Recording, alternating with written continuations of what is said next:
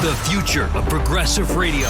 This is the Dean Obadala Show on SiriusXM Progress 127. And welcome back, Dean Obadala Show. We're live Wednesday, March 20th, and in studio right now, it is our friend Chely Wright, country music star, LGBT activist, and a lot more. Trailblazer. She's touring all the time. Chely, it's great to see you, my friend. I'm back. She's back. Chely, I have an interesting story to share with everyone, and I told Chely before this.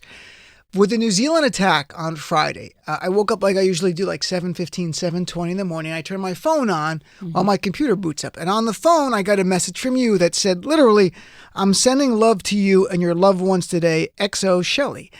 And I'm like, that's very nice. I had no idea what happened in New Zealand. I'm not kidding. So I'm like, I looked, I'm like, what a nice person.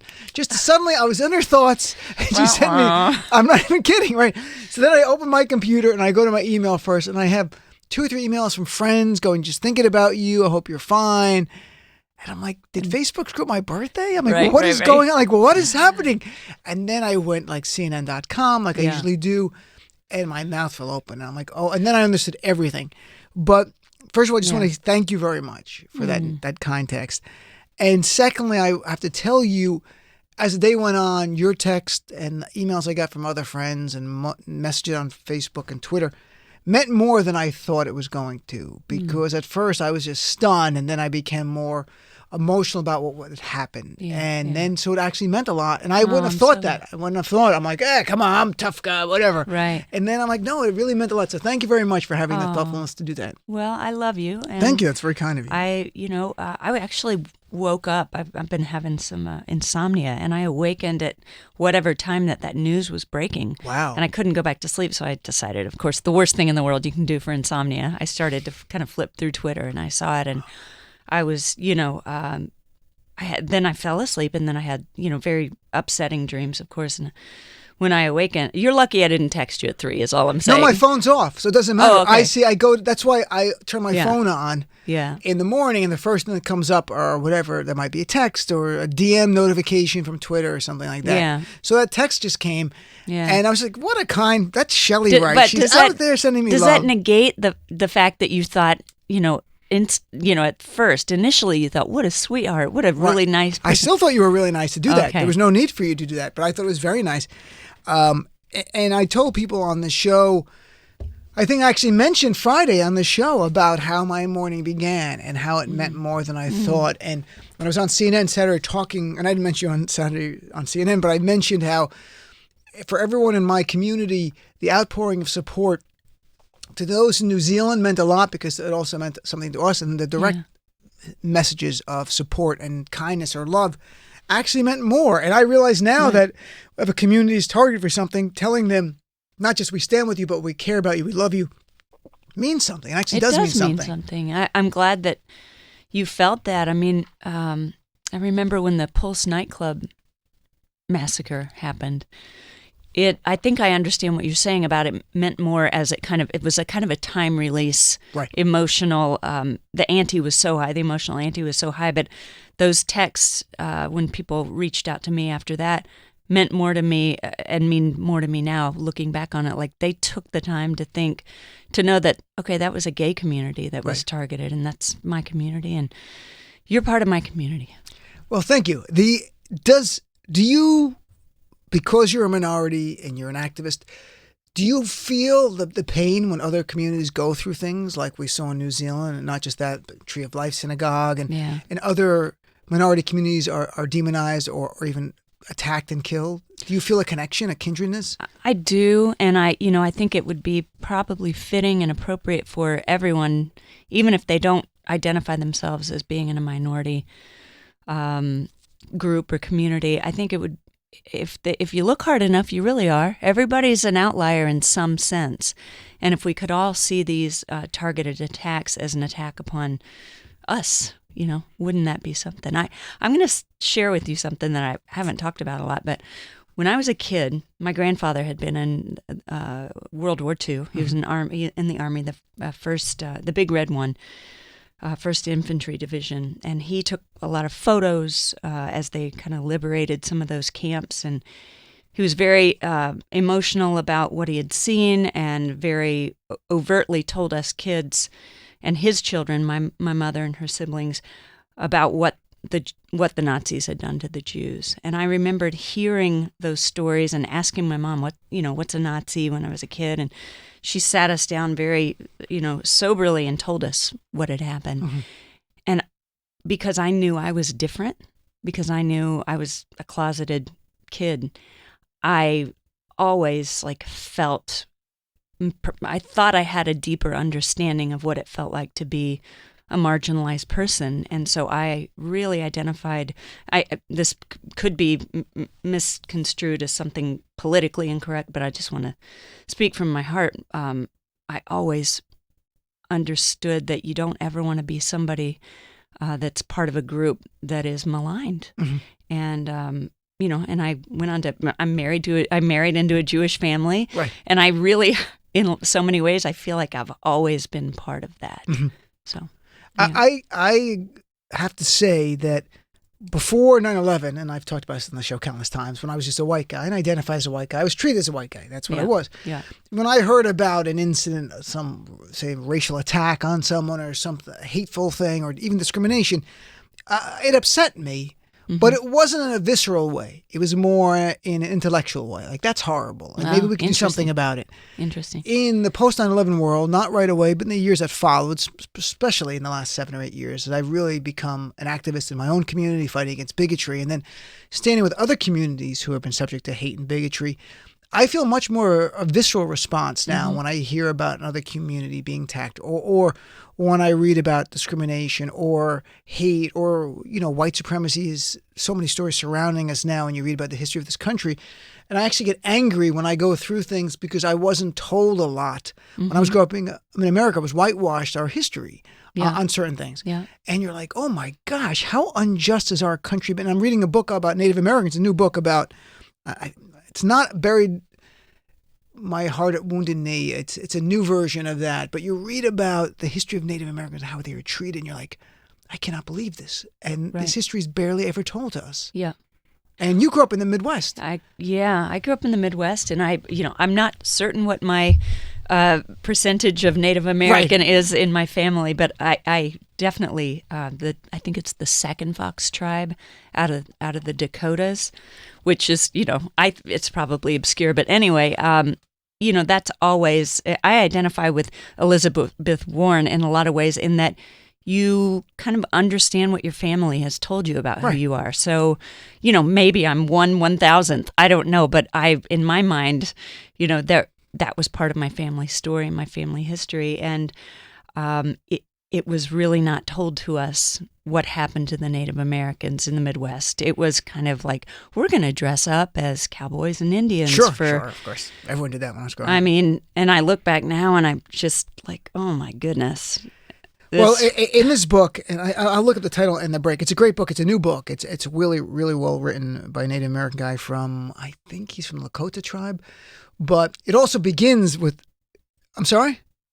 And Matt's corrected, Lakota tribe. Oh, that nice. It talks about Christopher Columbus in detail taking slaves, landing, not here in North America, but where he did, and taking Native Americans. I mean, they were Indians. They call them, the author is Native American, but he refers to them as Indians. Yep. And just rounding up 400 or 500 at a time and shipping them back to Spain, and 200 or 300 would die.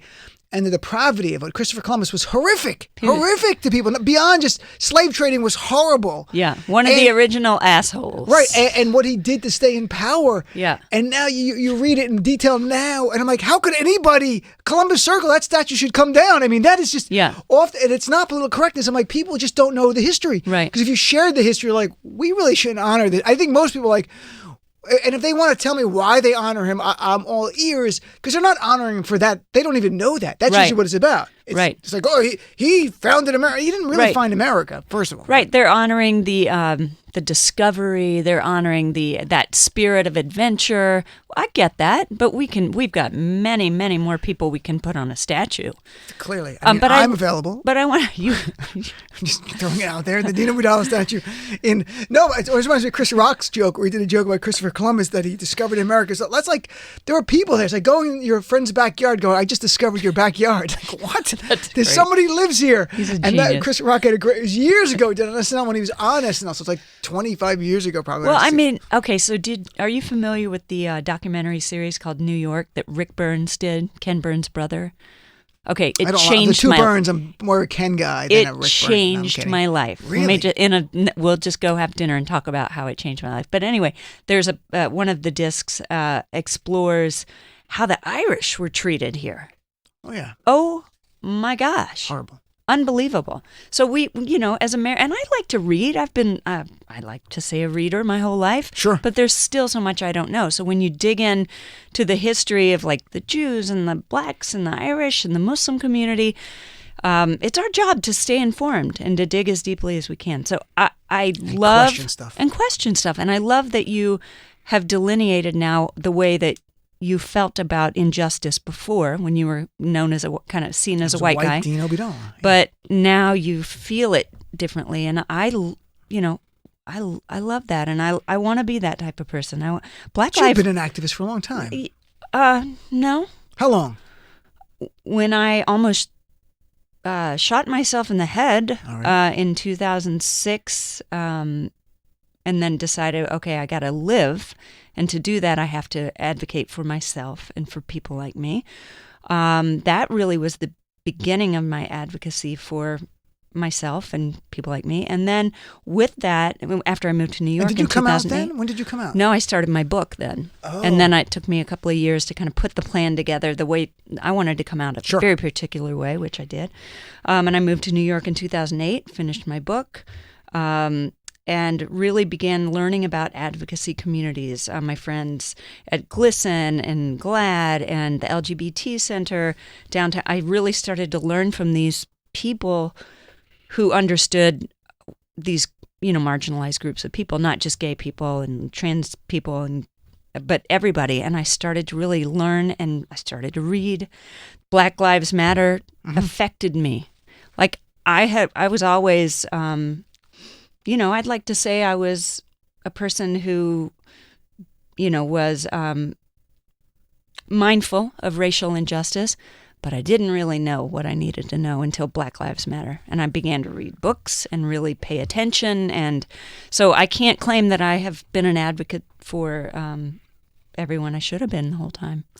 It's still, the idea of being woke, to injustice. At any point in someone's life, I think it should be applauded. You can say, well, they should have known before, but not everyone knows. Not everyone is moved or challenged or questions. That's a lot of, we talked about the Electoral College last night because Elizabeth Warren said get rid of it and Trump wants to defend it. And we went through the history last night, and some of it, there was a practical concerns about things, but really underneath it was James Madison, a slave owner from Virginia, who wanted, point blank in quotes, to ensure that on a national level they could have input on what he called the Negro issue, which was to ensure, because in their own state they can control everything. The only people that could vote were them and their friends. So they wanted to count. And so for president, they didn't want to be outnumbered because while they had a lot of humans there, they didn't view black people as humans, so they didn't get any representation in what would be the new Congress. So there was an element, and we can debate to what extent, that it was about preserving slavery. I cannot tell you how many white people angry, tweeting at me, emailing me today because my thing's on Twitter so they don't get SiriusXM mad at me. And I'm like, this is an undisputed hit. I'm reading James Madison's quote to you. And he's known as the father of the Constitution. He proposed, when a slave owner proposes a system to elect people that's vastly different than anywhere else in the country, because everything else is most votes wins, there's a reason. I have to be honest, folks. There's a reason why. It's about power. It's like I've got 5.5-year-old boys, and in the middle of playing a game with them, if I'm, happen to win, because I try not to let them win at everything. I try to really be competitive. Is that nice? There's this game that we've got. It's called Fast Track, and you just pop this thing back. It's really easy, and an adult can play with the kid. I'll be about to win, and one of the boys will say, okay, now the rule is, and he'll change the rule that makes just absolutely no sense. And that's what the Electoral College was. Your son's a little Trump. Yeah, I'm kidding. Oh, I'm trying to work that out of him. I'm kidding. Oh, yeah, well, That's something Trump would do, though, as a child. I'm no doubt about as it. an adult. Right, he does it now. No, when I used to play, this is my revealing something. I played chess with my sister, and if she was winning near the end, like one piece left, I would just throw the board over. Go, sorry, That's my son Everett. you can't win. So your Yeah. son Everett and me, Yeah. your son's gonna end like me. It's not good. Yeah, It's and a lot of- George has begun like gritting his teeth, and holding his fist, and he says, "I'm so angry," which is better than what he was doing last year. Was like, hitting a little bit. No, that's much better. Yeah, I said Right, I it's agree. great that you let me know you're angry. So let's Anyway. talk about the politics of what happened after we had the horrific terrorist attack in New Zealand. Donald Trump said, "I stand with New Zealand." Said literally in his tweets, "Solidarity with New Zealand." Now, of course, everyone who was killed was Muslim. Right. Didn't mention Muslims. Right. Didn't tweet, "I stand with the Muslims around the world," or my heart. Didn't even say, "My heart goes out to the Muslim community." Could not say anything good Yeah. about Muslims at all. This is unreal. It's insult Is to it? injury. Is To me, at this moment of the worst tragedy we've seen in the Western world, with Muslims being killed by a man who hailed Donald Trump by name in his Name-checked him. manifesto, name-checked Name-checked him. and you can't simply tweet and you know what, his base would have probably been cool with it. I think it's really him. I mean, this guy is just, he's a white supremacist. I have no doubt in my mind. Yeah, for sure. But I mean, the idea of not even saying, and think after Tree of Life, at least he did talk about anti-Semitism. He hasn't even talked about anti-Muslim bigotry. He didn't Yeah. talk about white supremacy, but at Yeah. least he mentioned anti-Semitism. It's insult to injury to my community that was reeling already to have a person in the White House we know doesn't have our back. He's against us. I mean, I was on CNN. Yeah, like, he's not neutral on you. He's against you. yes, And I call him President Nod and Wink. nod and wink. Yeah, in those moments. It's to his base because if Yeah. he says something nice about Muslims, his base goes, "Oh, that's weird. You're saying something nice about. I thought you told us to hate them and ban them from the country." Do you see his buddy, that footage of Jerry Falwell Jr.? I'm not certain when the footage It was like a while ago with Yeah. the shoot. Give me the guns. Yeah, sign. but it was re-upped on social media again. And I'm not saying that was his response to the New Zealand right. That was massacre. before. But I it's- wrote about that. Was a Yeah. while ago, like a year or so ago. But it's in his wheelhouse, and he's overtly talking about guns and let's stop those Muslims before they walk in the door. I mean, I just Yep. So President Nod and Wink. That's what Jesus would not say. That's sort of Jerry Falwell. Right. They have a bracelet. What would Jesus not say? It's like, oh, WW Jesus and ND. WJ. And then he's like, Jesus would say he wants to kill Muslims, not say that. So let's say that. Whatever, but it plays to their base. I mean, Jerry Falwell's university is Liberty University, right? Yeah. And I emailed them, I called them, I said, I want to come speak for free. Yeah. I literally called the school and I said, I'm Muslim. And this was like a short time after. I go Right. to answer questions. I'll tell Right. some jokes. I'm not there to make fun of anyone, to build bridges. Right. No one would respond. I even wrote an article for the Daily Beast about my efforts. And no response. And sent it to them. Nothing. Because they don't. The idea of having a human counter narrative to their Can't have it. demonization would be like someone from the LGBT community who's Yes. nice and comes up there and jokes around. Yes. Like, wow, we like this person. No, Yeah. no, that's bad. Yeah. Yeah. By the way, I'm pretty sure that the Trump campaign has sold my AOL account to Liberty University because I signed up for Trump's emails the minute he won because I just want, I don't know if everyone, by the way, should sign up for this. It's like the Home Shopping Network meets WWF. It's like every day, President Trump wants to have lunch with you. Enter a raffle to win. But now Liberty University has been emailing me, and I'm pretty sure that got sold. Next, you'll get an email from Jesus. That'll be when you click on. It's actually Liberty University. It's like it's not Jesus. Jesus wants to have lunch with you. Right? Like Jesus Wants wants to to. bring- And you click the thing, and it's Jerry Falwell Jr. going, almost Jesus. So, all right, let's take a break and come back and talk about. Let's talk about a good thing before we talk about a harsh thing. But a brand new development in the last 24 hours that 2020 Democratic candidates are going to participate in a special debate specific to your community. Never happened before. We'll talk about that when we come back with our friend Chely Wright. Progressive values are the best of American values, and we need to keep fighting for them to save our country. Don't go anywhere. This is the Dean Obadala Show on SiriusXM Progress 127.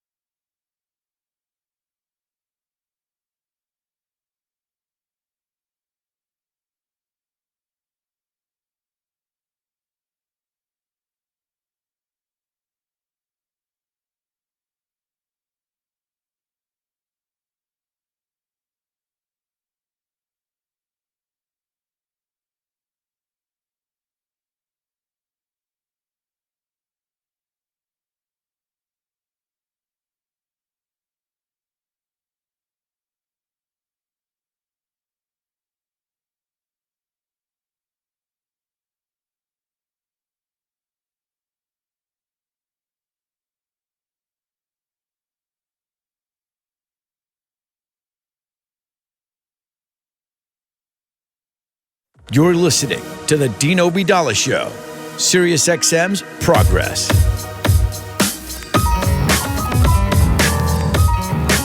And welcome back, Dean Obeidallah Show. We're live right here Wednesday, March 20th. In studio, our friend Chely Wright. So, Chely, some good news for your community. I'm waiting for this to happen for my community. Just announced yesterday, 2020 Democratic... Wait, which community? That I'm a woman or that I'm gay? Which one? The LGBT one. Okay. There should be a debate just on issues... Women's issues. You're absolutely right. Sidebar. Okay, I like that. Thank you. All right, LGBT. Sorry, I'm compartmentalizing you into different subsets here. The 2020 Democratic candidates just announced yesterday, folks, and I don't know why it didn't get more press. I think it deserves it.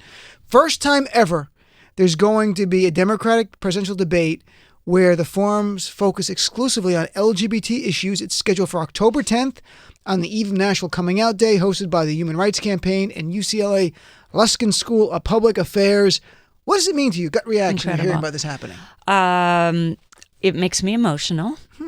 It makes me, I kind of think about damn time. And it also makes me really grateful because we have, as a community, felt kind of a backslide since President Trump has taken office.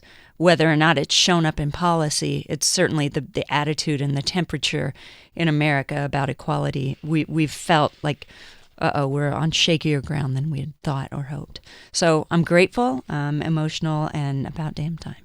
Yeah, it's interesting you said the backslide. Michelangelo Signorelli warned people after marriage equality, folks, this is not over. They're going to they're not giving up. And he's right. And little by little, in fact, I was just talking to Chely about it just 3 weeks ago, and this got so little press again because our media chooses to focus on Trump's tweets and him slamming John McCain 3 days in a row, and that's breaking news, as opposed to something real. The U.S. Senate GOP senators confirmed 3 judges for life who all have anti-LGBT records. One of them, Allison Jones Rushing, who's 37, so the youngest federal judge, interned at an anti-LGBT hate group, Alliance Defending Freedom. Another lawyer, another guy is now a judge, Murphy, was involved in the Oberfeld case, arguing against marriage equality. They're all elevated to the federal court because of Trump, and it gets so little press. This is a real issue. They're not just not into it. They've been actively trying to advance a counter agenda. And this used to be like this kind of ideology 3 years ago, anti-Jew, anti-gay, to some degree anti-Muslim. Although, like you said, you guys are still the last bastion. Has been fine with the right for years. Right. That's not going to change. But this kind of used to be a disqualifying thing. Well, you can't be anti-gay these days, whether you're on the right or the left. It's not cool. It's cool again. And this is remarkable. And again, this is something that should get more press because you had Trump, of course, brag at the 2016 RNC. No one will be more pro LGBT. And the way he said LGBT was like he was reading it off an eye chart. He's like LGBT. What is that? T? What's a T? I can't tell you, when he was running for president, I can't tell you how many of my conservative friends on Facebook and it was always on Facebook. I think of course the demographic is different over there, but they would send me articles about, look, President Trump is holding a gay flag. And I'm like, somebody threw it at him and he caught it. Like, please don't tell me. They're like, give him a chance. He's going to be better for you than even Obama. Really? Yeah. And I haven't I responded, I'll read the article, but since then, the trans military ban and this kind of stuff, I should email them back, but please do. So if you were one of the people who could ask a question at the debate that's focusing on LGBT issues, what would be like 1 or 2 of your top questions to the candidates? So all the 2020 Democrats would be there. Well, I would definitely bring up the intersection of faith and sexuality. I was raised a Christian. I mean, everyone knows that about me if you know anything about me. Being in the faith community and being an openly gay person, I just seem to bump into so many people of faith that say, I'm gay too, but I can't come out because I'm a Christian. Right. Or, I don't want to get kicked out of my church. And there are a lot more people of faith that are, fine with being gay and are gay and living the secret life because they don't want to leave their faith practice. So I would ask some questions about that, about how do we kind of I know in a lot of ways in the gay community, a lot of us feel like we have to come out as a person of faith too. So would you press them to say, will you commit to never nominating to the federal court anyone who's anti-LGBT like Donald Trump has done here? would I commit? No, would you tell the would I Democrats? ask You would them say, to hey, will commit you to make that? a commitment that I mean, anyone... isn't that... And I'd be stunned if they didn't, but just to make the contrast to make Americans aware of how anti-LGBT this Trump administration has been. From a ban, which is Right. horrific, like a Muslim ban, but for transgender Americans.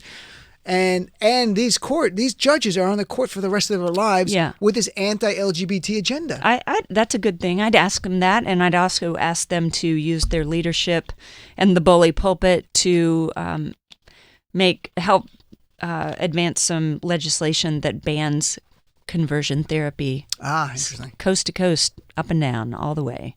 It's ridiculous. It's torture. It's criminal. It ruins people's lives. It pulls families apart. It's devastating. And I did not go through conversion therapy, but I have lots of friends who did, and it's damaging, and they'll never get over it. It just stays forever. It lingers, the impacts of that? Well, just aside from what our society does to impose Yes, I imagine. traditional values, as they're called, on all of us, that's horrific. And I'm scarred in ways that I will never get over. But to actually go off to a conversion camp and endure what they've endured, they'll never get over it. Not only some of them won't get over it, but their parents are devastated that they did that. Most of them. Some of them are sticking to their guns, but most of their parents just like break down and cry. I can't believe I did that to you. You know, look, when I was raised, it was both Catholic and Muslim, and I gravitated to Islam later in life, but I went to Catholic school, and we read a lot of the Bible, and so much of Jesus' teachings was embracing those that others were not embracing, the leper, and famously, and others. And I don't understand how, in the name of Jesus Christ, anyone could say, you shouldn't be part of us, and we're going to not only, you shouldn't be part of it, we're going to demonize you. I mean, Ted Cruz literally said that the pro-marriage equality people were like jihadis. They're like waging a jihad against us. That kind of like hateful term, so people go, wow, they're like ISIS now. This is how bad they are. Yeah. So they're hating for Jesus. How, where, you're a practicing Christian, where in the Christian faith is this basis to demonize and hurt people for who they are? Well, it's not in there. It's not in the Bible. I mean, our mutual pal John Fugel Exactly. He always says it, right. knows the Bible, Scripture inside and out, and it's good. It's good to have people like John and like my spiritual advisor, Reverend Welton Gaddy. He's a straight, minister from Monroe, Louisiana. Used to be the head of the Interfaith Alliance. Having him and people who understand Scripture way better than I do. I don't know much at all, frankly. I've read the Bible, but to have them be able to kind of parse out the ways in which they think that the interpretation of the Bible has been wrong for years. We just get so much wrong, and most of the people who I've found that it's a sin against God, and it's it's awful. It's God hates that. God hates fags. Most of them don't know the Bible, Right. Better than I do. Sure. They don't. They've read it once, maybe. They hate what scares them or challenges them or makes them have thoughts that they think they're not supposed to have. I mean, there's so many reasons. But listen, let me in their defense. Let me try this. Oh no. Let me try this. The one thing in my childhood that I had a lovely man that was my preacher when I was a kid, Reverend Skiles, and the only things he talked about that were sins were lying. That's bad. I know that. Sure. My heart tells me that. Cheating, stealing, jealousy, gossip, murder, gluttony. My heart, I know all that is Right. bad. Homosexuality. Oh, that was in there? Yeah. So that gets tacked on to a dozen other things that I know for sure Right. are wrong. And so think about all of the congregants there.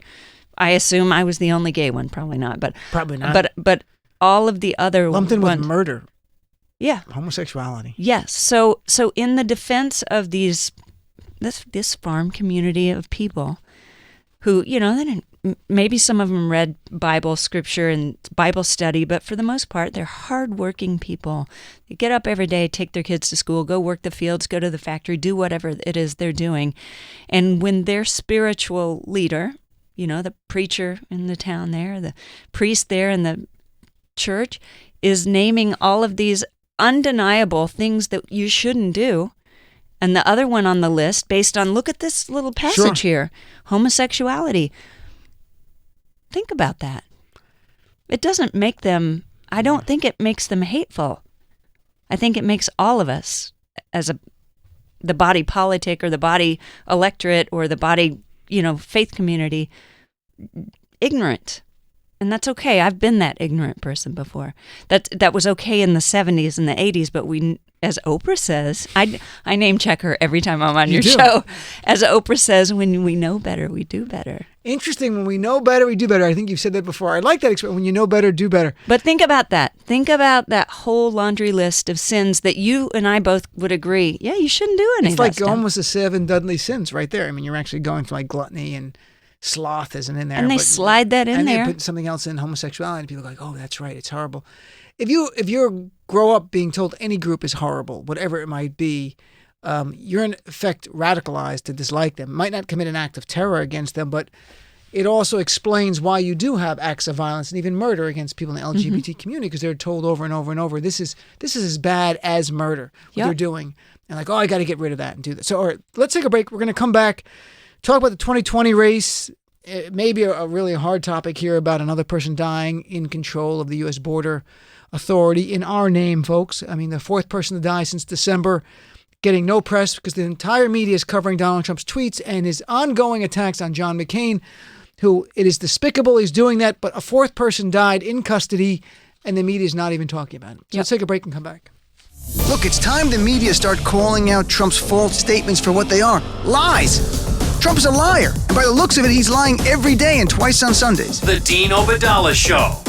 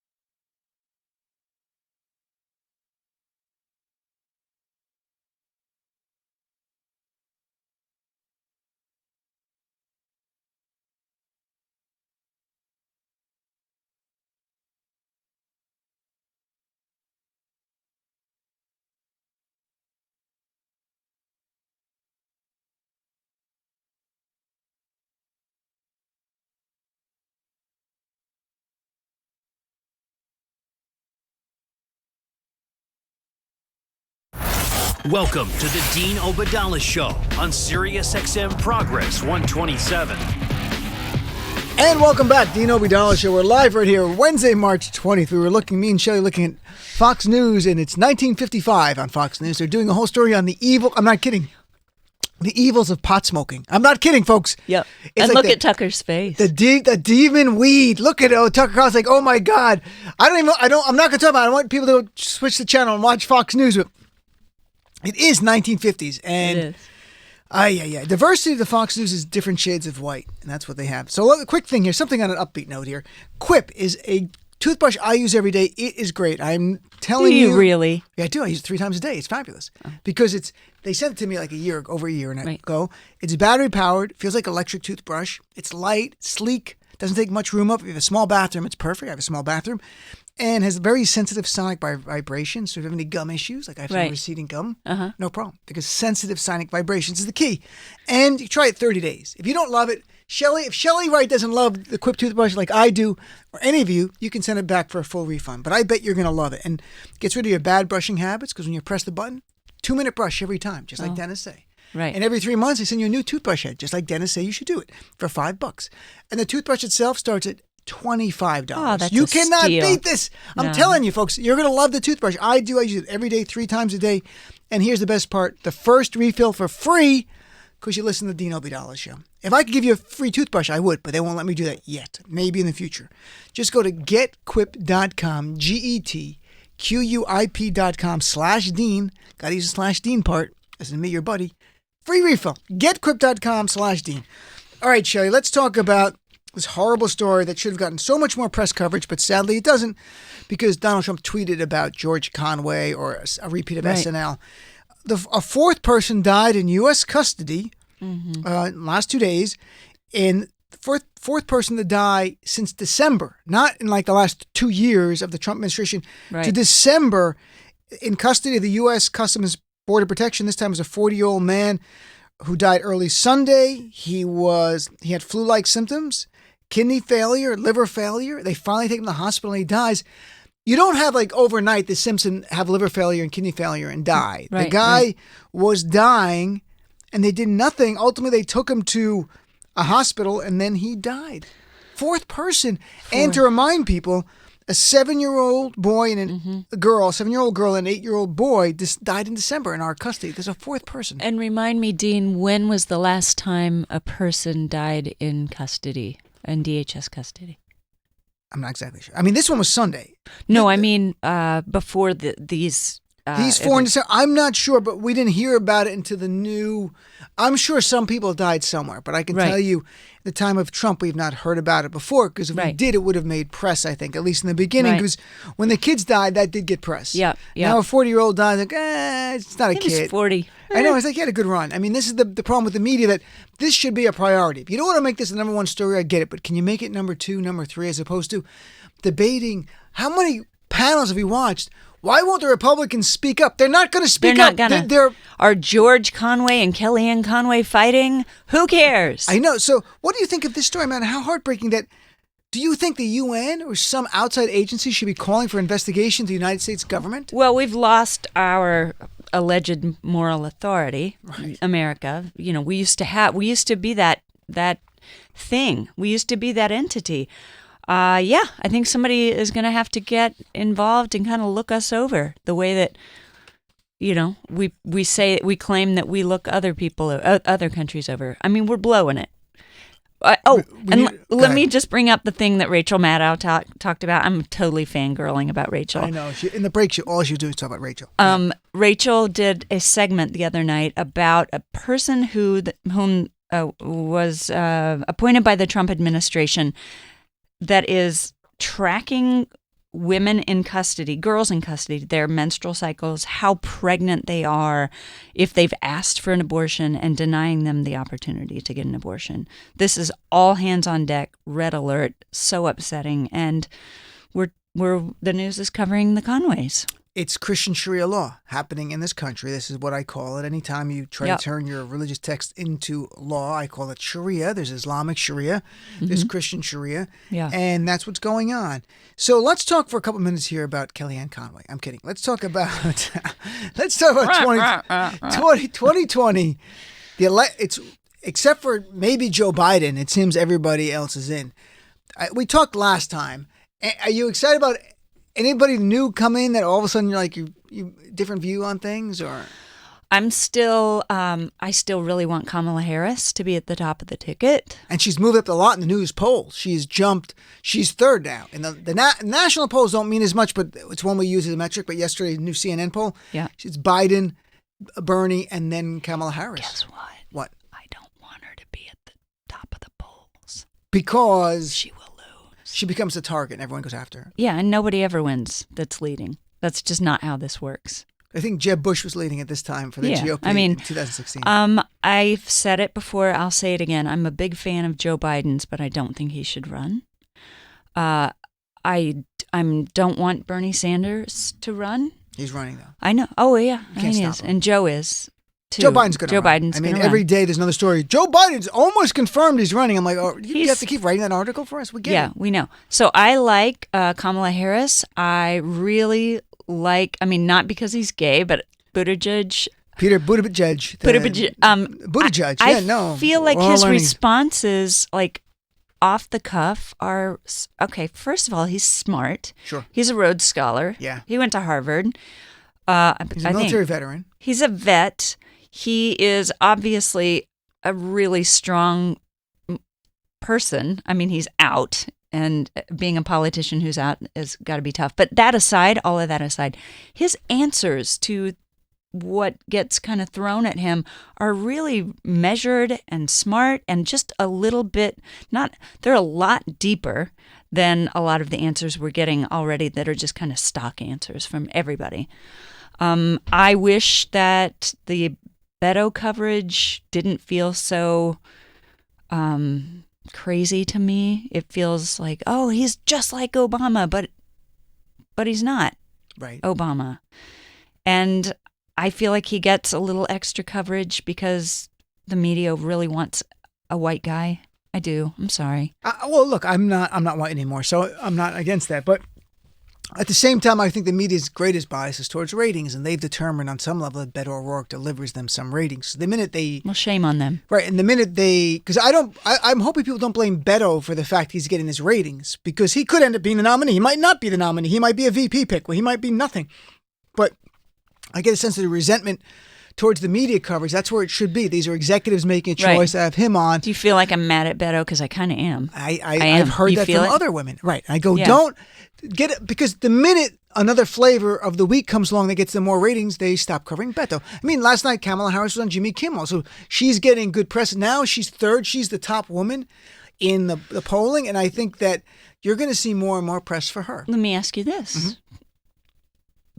To your point of don't be mad at Beto, right, because they're covering him differently. Did you say this to men who were critical of Hillary Clinton for all kinds of reasons when it was the media who unfairly held her to a different standard? The media was horrible to her. But did you tell your male friends who were going, I don't know, there's just something about her I don't like. Did you say, don't be mad at Hillary, be mad at the media? I'm sure I had that conversation with people. I liked Hillary. I was a Bernie person in the primary, but I was a Hillary surrogate, and I never disliked Hillary, even when I liked Bernie. He was more progressive, especially in the Middle East, and that was an important issue about the Palestinians. So I would tell the media, I may have written about it, but definitely talked about it. The media is horrible. I've talked about in the show countless times, the bias in the media is towards ratings. For Fox News, the bias is to their audience of red meat, hate Muslims and Mexicans today, and don't trust black people and that kind of stuff. MS has their own business model and CNN has theirs. They are publicly traded corporations or part of publicly traded companies, and that's their obligation. So if people are looking for Walter Cronkite or Edward R. Murrow, you're not going to have it on these channels. You might have you have some great journalists, but still, they have the aggregate of what they're doing points in a certain They direction. have calls that your beloved Rachel is part of a corporate structure where they have calls at the top of the day talking about the big issues they're going to talk about. She has more freedom. Don't you talk about my Right. Rachel. No, but I mean, she lives in that world. And, Right. she has more freedom than Yeah. the afternoon anchor who's like, here's your teleprompter, here's what you're talking about today. Don't get me wrong. But still, there's a rating bias, and it's very frustrating for us. And I think that's why we watch this. But by the way, you know a lot of progressives. You're active in going out and doing your shows and activists and stuff. Anyone tell you, I really want Joe Biden to run. I can't wait for him to get in the race. Oh, interesting. Two family members, a married man and woman, very progressive. We were at a birthday party last weekend. Here's what they said, and they've really got me thinking this past week. They want Joe in because Joe can deliver the Rust Belt. And they had we sat and ate birthday cake and had a really, really pithy discussion about why they think Joe is the only one who can do it. And they said, fair or not fair, America is, Joe Biden can get elected before Kamala Harris based on America's not ready for a black woman. America's not ready for this and that. They want Joe in because they think he can deliver the Rust Belt, which I have a lot of respect for these two people. So I've been spending a lot of time thinking about Joe Biden this week and trying to read and, It's interesting you say that because there's the pragmatism of progressives now. Even polls show 55% of progressives say they want someone who can beat Trump. That's number one. Mm-hmm. Only about 30% said, I want the person I line up with. I don't care if they can beat Trump. The sense is we need someone to beat Trump. And I think that's why it's not like people calling up going, that Biden, he's going to change the healthcare system. He's going to make things fair. Democrats fall in love and Republicans fall in line. I think this time the fall in line, your friends are more the fall in line part. And I think there was a new poll today, and it's way ahead of the race, but Emerson poll, kind of respected, has Biden up by 10 points on Trump. 10 points on Trump is pretty remarkable gap right Let's talk. He's got some issues. He does. I'm not. Right. Uncle Joe has done a lot of whispering over women's shoulders in public events that they're gonna run those clips. I'm not saying against Donald Trump though. The sexual it doesn't assaulter. matter. Right. It doesn't matter. All right, we got to go to a break. They're yelling at me. All right, right back. Dean Obadala Show on Sirius XM Progress 127.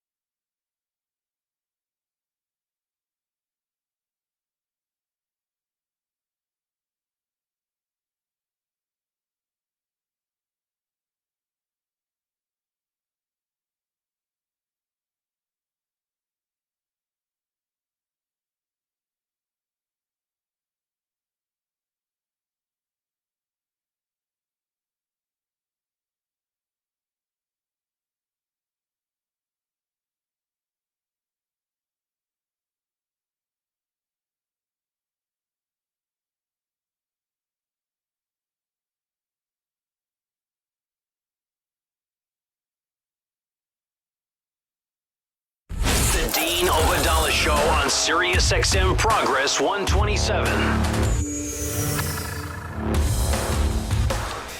Welcome back, Dean Obadala Show. We're here with Chely Wright, who said an extremely interesting comment in the break here. What if Joe... Why don't you say it? It was your idea. Well, it wasn't my idea. I got it from some kind of people We have speculating. 1 minute. It's all you. Tell All right. There's speculation that perhaps Joe Biden, who met with Stacey Abrams last week, might be, when he announces, which should be soon probably, that he might announce his running mate as Stacey Abrams. If he does, I'm in. That's... in this time of no more normals, Yeah, why not? If Joe Biden came out and said my VP is Stacey Abrams and she's there with him, and they go let's around let's vacation, do it. the nation campaigning together, I think that would be honestly, it would be so hard to beat that ticket because you've got so much of the energy of the party together there. Mm-hmm. Very progressive woman of color who's great. It's very interesting you say that. What a daring thing! If he did that, that's a game changer. Well, 20 seconds. all the norms are shattered, so why not? And this is a good change. This is breaking It's norm good, for yeah, a good thing. yeah. All right, we got to go. Folks, Chely, thanks so much. Lauren, thanks for hanging out because Matt just quit. We don't know what He's Matt out. went. Thanks, Lauren. You're the Be back best. tomorrow. I'm on Twitter at Dean Obadala. Check out Chely Wright on Twitter at Chely Wright. Have a great night.